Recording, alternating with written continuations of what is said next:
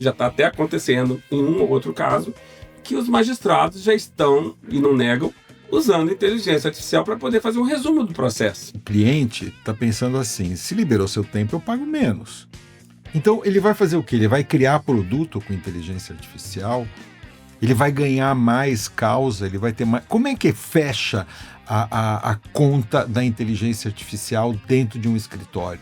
O perfil do profissional hoje ele não se limita apenas restritivamente a dar uma opinião jurídica. Muitas vezes ele tem que falar sobre uma estratégia de posicionamento.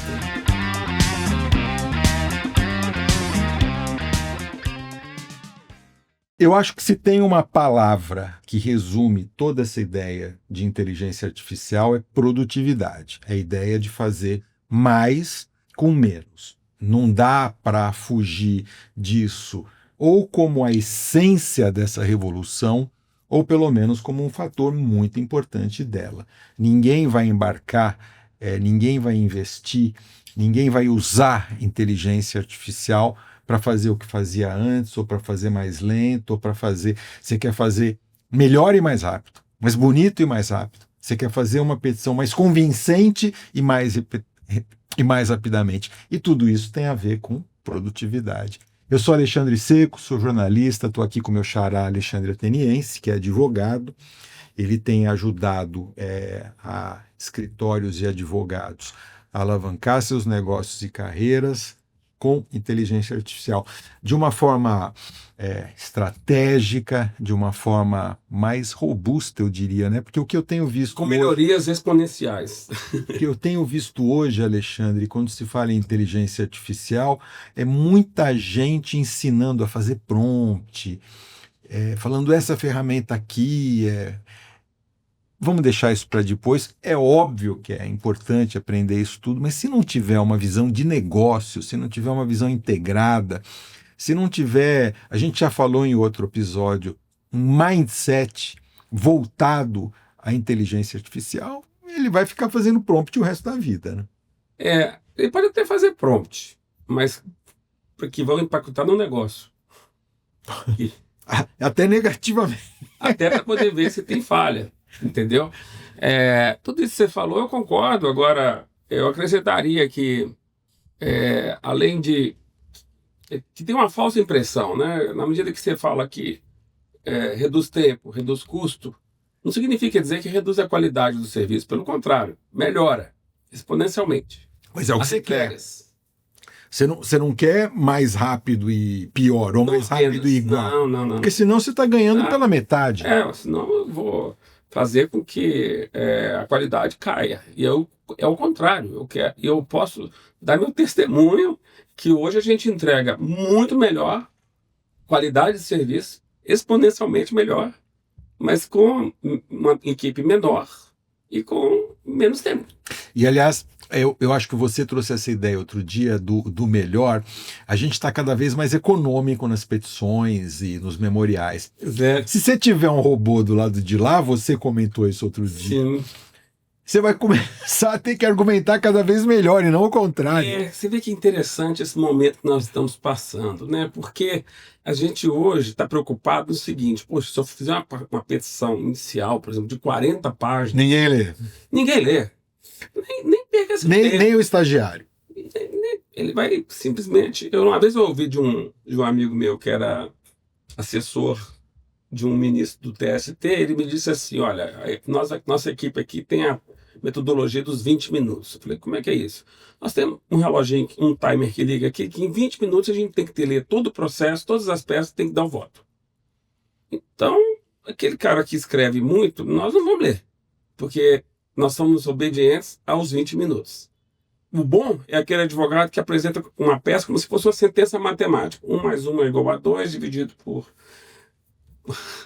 portanto, dá um resultado tal. Esse é o bom. Entendeu? Então, veja bem esse raciocínio. Nesse cenário, você tem que escrever sucinto, objetivo, porque quem vai te avaliar é um ser humano. Então, o ser humano, que no caso um assessor, juiz, que está soberbado de ações, que luta para ter um uma estatística de diminuir o número de processos em relação ao número de processos que ele recebe, né? Ter mais decisões do que aquele que ele recebe, ele está querendo ter poder de concisão dos advogados. E aí, então, a gente é obrigado a fazer essa ginástica toda para poder diminuir. Porém, está muito próximo, ou já está até acontecendo em um ou outro caso, que os magistrados já estão, e não negam, usando inteligência artificial para poder fazer um resumo do processo. Para poder, a partir desse resumo, elaborar a sua decisão. Então, a grande situação é a seguinte: daqui a pouco tempo, nós vamos ter que mudar essa estratégia de poder de concisão, porque quem vai estar fazendo um resumo da peça é o sistema. É o sistema. E aí, É isso aí. quanto mais você mostrar seu conhecimento jurídico, detalhista, cirúrgico, analítico, a máquina vai te compreender melhor, o sistema vai te compreender melhor. Mas eu te tirei da rota desse nosso episódio aqui, que é sobre negócios. Como é que a gente tem que pensar a inteligência artificial no negócio? Ela vai gerar, o que eu ouço, ela vai liberar o tempo das pessoas. O cliente está pensando assim: se liberou seu tempo, eu pago menos. Então, ele vai fazer o quê? Ele vai criar produto com inteligência artificial, ele vai ganhar mais causa, ele vai ter mais... Como é que fecha a conta da inteligência artificial dentro de um escritório? Fecha a conta primeiro orientando a equipe que aqui dali é uma empresa e tem que gerar resultado. Ou seja, a inteligência artificial não tem só o lado operacional, pelo contrário. A inteligência artificial entra para poder aliviar, reduzir o tempo operacional para sobrar mais tempo para pensar longe, para pensar, por exemplo, em a cada decisão que surge, fazer um relatório para o cliente do impacto financeiro que isso pode ter resultado no mesmo dia que saiu a decisão, entendeu? Não é que o advogado não soubesse fazer isso, mas isso ele não tinha tempo para fazer. E hoje a gente faz isso desde o início. Mas deixa eu te provocar aqui. Você acha então que você vai estar oferecendo mais informação crítica e estratégica para o cliente? Vou ler. Você tem que, enfim, porque antes você dava uma legal opinion.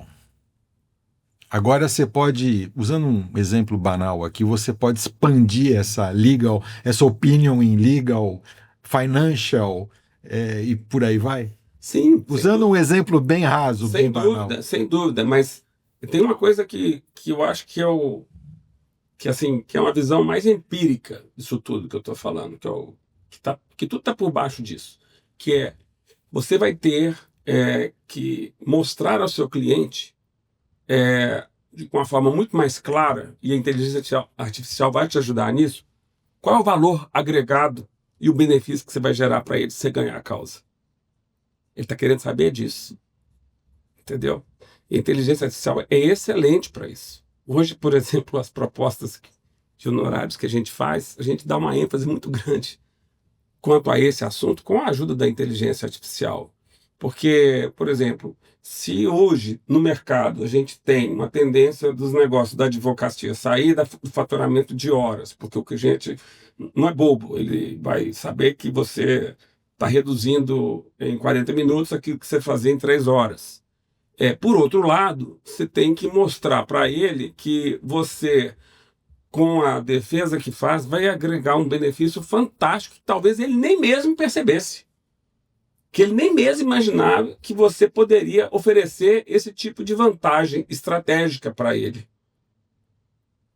Então você tem que mostrar para ele as múltiplas frentes. Mas então o advogado, ele vai ter que, deixa eu tornar essa...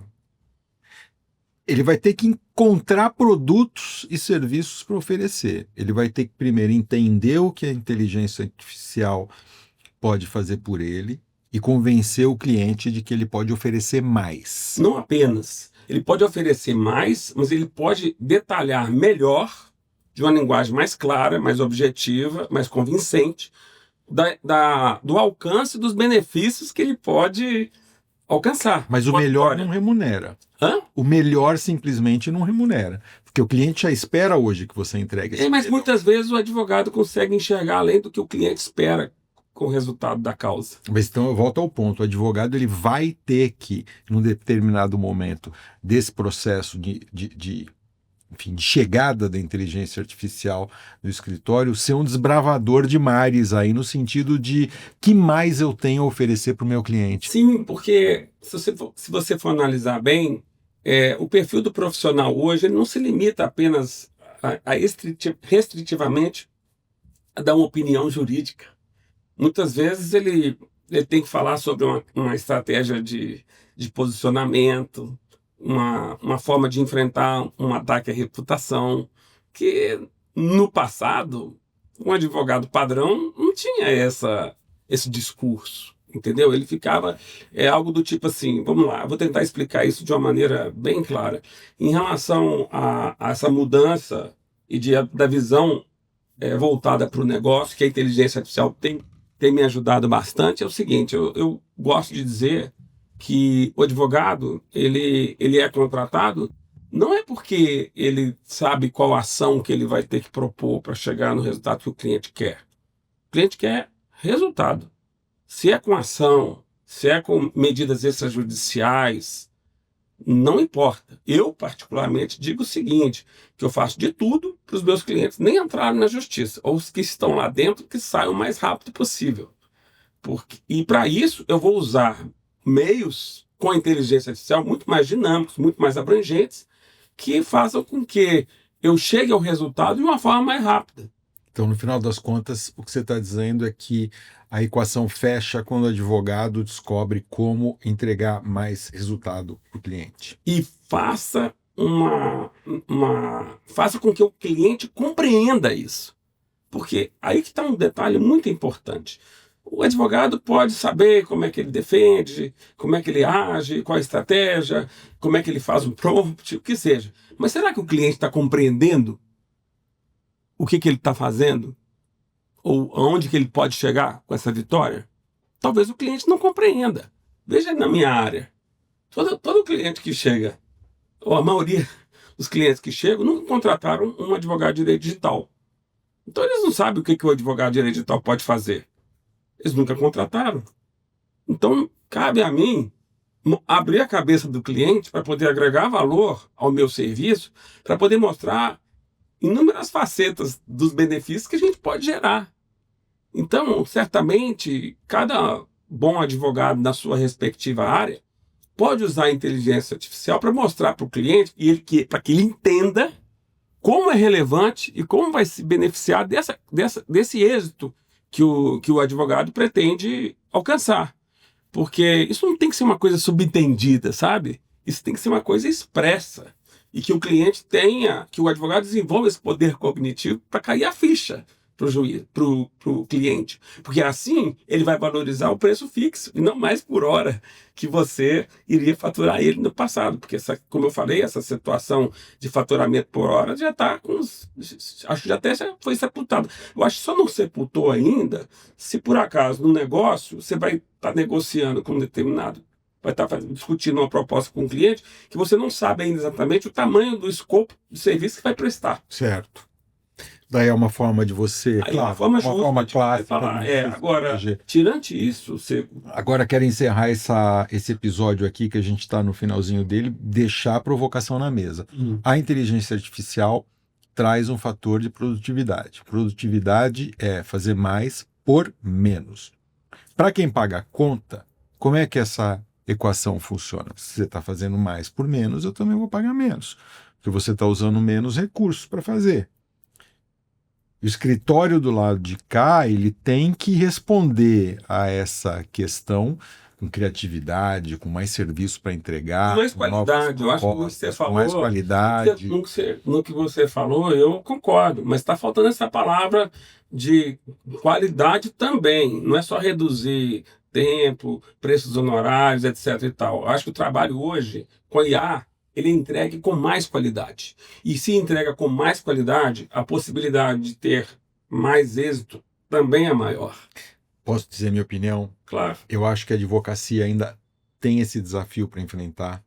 A advocacia não foi confrontada com esse desafio de forma real ainda. Eu lembro que há 10, 15 anos, quando os modelos de inteligência artificial ainda, que eram os modelos antigos de machine learning, enfim, e não era inteligência artificial generativa, passaram a fazer análise de contrato, passaram a fazer revisão de contrato, enfim, milhares de advogados foram demitidos. A função nos Estados Unidos, aqui não, ela foi extinta em muitos casos. Gerou, sim, um impacto. E eu acho que é um tema que a advocacia tem que ter em mente. Mas um impacto vem. não, o impacto de redução vem. Agora, com o passar dos tempos, nós vamos ver que existe um fenômeno também muito interessante, que é, de repente, algumas funções que geram pouca efetividade dentro do escritório de advocacia com a IA vão desaparecer, não tenho dúvida disso, E vão mas surgir outros. vão surgir outras. Vamos ter outros talentos necessários. Por exemplo, um gestor de curadoria de conteúdo para inteligência artificial. E aí? Isso era necessário há pouco tempo atrás? Não. Agora, demais. Né?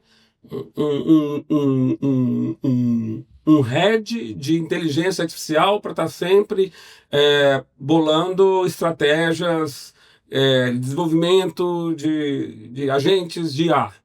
Isso vai surgir, vai ser super demandado. Então, o mercado é dinâmico em relação a isso. Esperemos.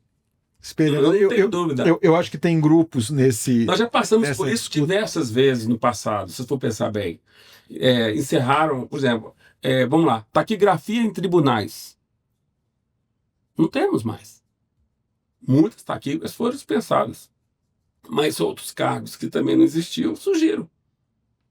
Entendeu? Então, esse é o ciclo da vida.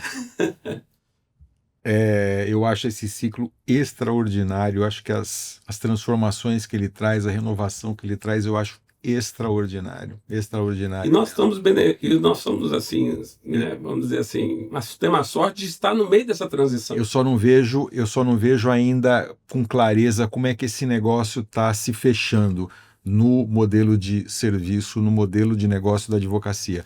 A inteligência artificial, quer a gente queira, quer não, as primeiras estatísticas já estão saindo. Alguns efeitos já são perceptíveis. O pessoal formado e recém-formado, a curva de emprego desse pessoal de empregabilidade já está caindo, ou seja, eles estão com mais dificuldade de ingressar nas carreiras. A inteligência artificial é a primeira grande tecnologia a impactar o trabalho de trabalhadores da tecnologia. Os programadores que antes se formavam e tinha fila para empregá-los, não estão conseguindo achar emprego. Então, usando aquela expressão, tem placas tectônicas se movendo ainda debaixo dos nossos pés, e eu acho que a gente ainda tem algumas coisas que não estão claras. Um ponto importante, se eu fosse hoje recém-formado ou estagiário, eu procuraria estudar bem quais são os talentos, quais são as habilidades que o profissional do direito tem que ter para usar a inteligência artificial. Humanidade. Vamos falar sobre isso em seguida? Bora. Falar sobre o fator humano? Sim, claro. A gente volta para o próximo programa, para o próximo episódio desse programa, O Advogado Experiencial, para falar um pouco do fator humano, né? Porque, enfim, robô com robô não resolve nada. A gente precisa de coração e alma ainda nesse processo. Sempre. Vamos lá.